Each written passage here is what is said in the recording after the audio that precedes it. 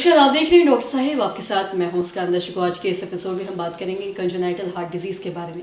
हमने कई बार ये सुना है कि किसी बच्चे के दिल में छेद हो गया है, और हम भी इसी बारे में आज हम बातचीत करेंगे और ये जानेंगे कि ऐसे में होता क्या है, और साथ ही साथ इसके जो शुरुआती लक्षण हैं कैसे वो समझ सकते हैं कि उसके बच्चे के दिल में छेद हो चुका है, और क्या इसका कोई उपाय या इलाज है या नहीं। इसी पे खास बातचीत करने के लिए आज हमारे साथ मौजूद है डॉक्टर अशोक कुमार। आपको बता दें कि बिहार के जाने माने कार्डियोलॉजिस्ट है और साथ ही डायरेक्टर हैं आरोग्यम हॉस्पिटल में कार्डियोलॉजिस्ट डिपार्टमेंट में। सर नमस्कार, बहुत बहुत स्वागत है आपका। नमस्कार, आपका भी मुस्कान जी। सर मैं आपसे जानना चाहूँगी, कंजेनाइटल हार्ट डिजीज जिसे कहते हैं कि दिल में छेद हो जाना, हमने कई बार अक्सर ऐसा सुना है कि बच्चे के दिल में छेद हो गया है। तो सबसे पहले तो मैं आपसे ये जानना चाहूँगी, ये कितनी खतरनाक बीमारी है, क्या इसका कोई इलाज है या उपाय है? नहीं, मैं इस बारे में जानना चाहूँगी। जी बिल्कुल, जो आपने सवाल उठाया कि सुराग के बारे में, तो मैं वहीं से शुरू करता हूँ, क्योंकि कंजेनाइटल हार्ट डिजीज़ बहुत बड़ा टॉपिक है, उसको एक वीडियो में कवर नहीं किया जा सकता है। तो इसको हम लोग सब क्लासीफाई करते हैं कि क्या हुआ।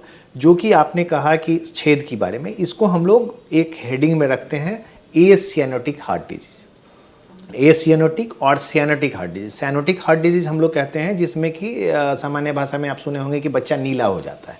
सियानोसिस मतलब नीलापन आना।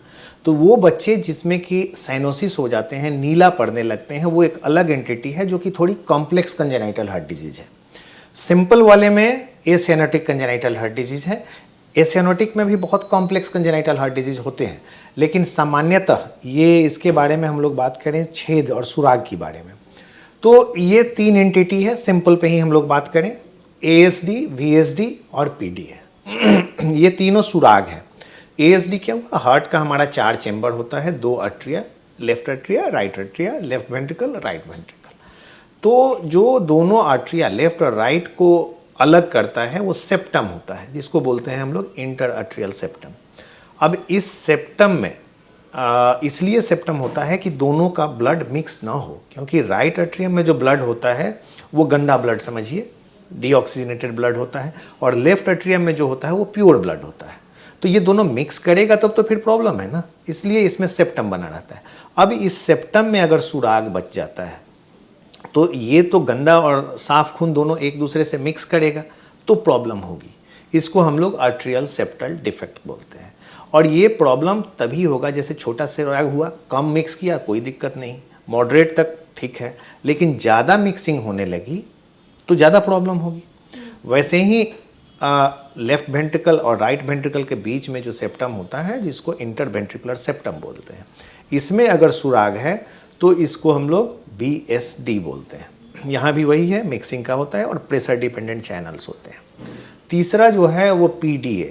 ये क्या होता है कि बचपन में हम जो इंट्रायूट्राइन लाइफ में जो पेट में बच्चों रहते हैं उस समय लंग्स उनका एक्सपेंडेड नहीं होता है, तो ये प्लासेंटा के थ्रू जो ब्लड आता है, यानी कि आप ऐसे समझें कि मदर का ऑक्सीजनेटेड ब्लड ही सप्लाई होता है ना। तो प्लासेंटल ब्लड आता है लंग्स को बाईपास करते हुए एओर्टा में जाता है और बच्चों के सिस्टेमिक सर्कुलेशन को सप्लाई करता है, तो उस समय PDA रहता है। लेकिन कई बच्चे प्रीमैच्योर, यूजुअली जो डिलीवरी होती है उसमें PDA बंद नहीं होता है। जो मैच्योर होते हैं उसमें 2-3 दिनों में PDA क्लोज हो जाता है। ये नॉर्मल फिनोमेनन। जिसमें ओपन रह गया तो वो संट का काम करता है। अब ये गंदा और साफ खून को मिक्स करते रहेगा। तो इनके भी डिपेंड करते हैं, साइन सिम्टम अलग अलग होते हैं। हम लोग जो कॉमनली मिलता है, अब ASD और BSD पे बात करें तो ASD स्मॉल साइज़ के रहते हैं, कुछ करने की ज़रूरत नहीं है। मॉडरेट साइज़ तक भी हम लोग वेट करते हैं, क्योंकि ये ना 2 से 8 साल की उम्र होते होते 80% में ये बंद हो जाते हैं। और लेकिन वही हाल VSD का भी है। तो VSD भी जो है कई तरह के होते हैं, वो डिपेंड करता है कि पेरीमेम्ब्रेनस है, मस्कुलर है ना, आउटलेट टाइप है। तो मस्कुलर तो बंद हो जाता है यूजुअली, अब अनलेस अनटिल बहुत बड़ा नहीं हो। उसमें भी अगर जब बड़ा संट होने लगता है और ब्लड ज़्यादा इधर से उधर जाने लगता है तो हार्ट फेल्योर के पिक्चर आते हैं। तो बच्चे यूजुअली क्या करता है कि मदर फीड जब कराती हैं तो उनके वो बार बार पकड़ता है, छोड़ता है, फीड लेगा छोड़ेगा, और सर पे पसीना आने लगता है, यानी कि प्रॉपर फीडिंग नहीं कर पाता है, क्राई करेगा। ये सब ना हार्ट फेल्योर के लक्षण हैं बच्चों में। तो जो लार्ज संट रहते हैं तो हार्ट फेल्योर के पिक्चर आते हैं, क्योंकि लंग्स में उसके बहुत ज़्यादा ब्लड चला जाता है, तो पल्मोनरी प्लेथोरा होता है। तो यही है। और जैसे जैसे बड़े बच्चे होते हैं, संट के साइज़ कम होते हैं तो कई बार इम्प्रूव करते हैं, लेकिन वैसे बच्चे जिनमें लार्ज संट है और हार्ट फेल्यूर के फीचर्स बढ़ रहे हैं तो उसको हम लोग अर्ली सर्जरी कहते हैं कि विदिन 6 मंथ्स उनकी सर्जरी करके करेक्ट कर दी जाए, फिर उसके बाद उनकी लाइफ नॉर्मल होती है।